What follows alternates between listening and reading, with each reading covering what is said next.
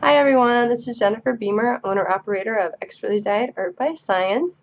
This is a video response to the video that Nicole Snow from Darn Good Yarn posted about what it's like to be a vendor and some tips, business tips about what you should do as a vendor.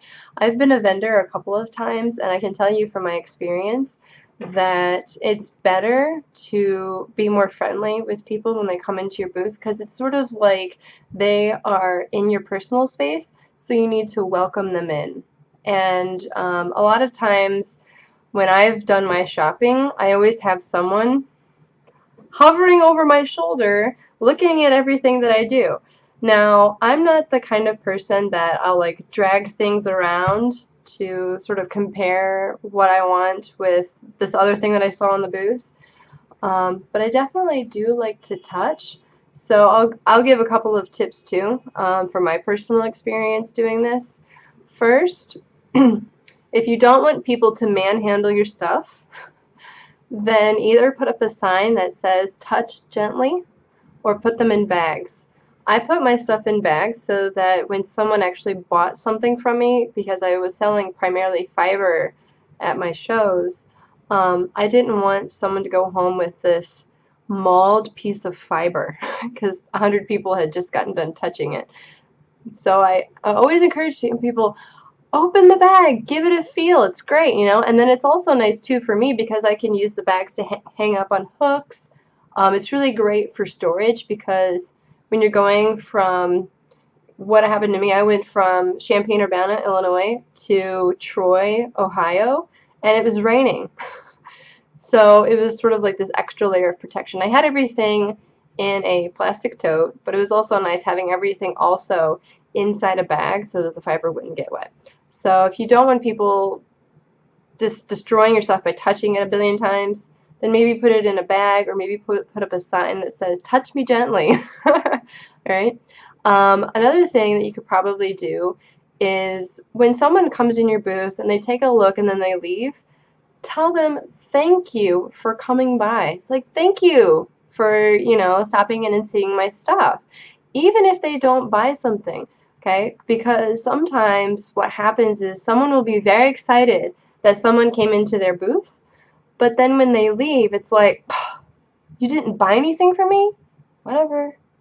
And that's really not the kind of vibe that a nice retail person should have.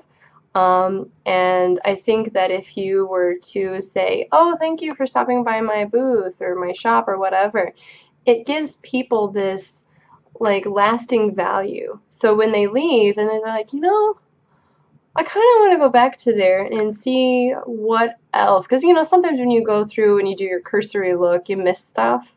Or sometimes you think, oh, I kind of like that, but I'm going to see what else is available. Sometimes it's that very send-off greeting that gets people to come back. For my first official show that I did, I was very encouraging when people would come in. I'd be friendly and doing the things that I thought would be useful, like I was doing drop spindle demonstrations in my booth so I could help people who were interested learn how to do it.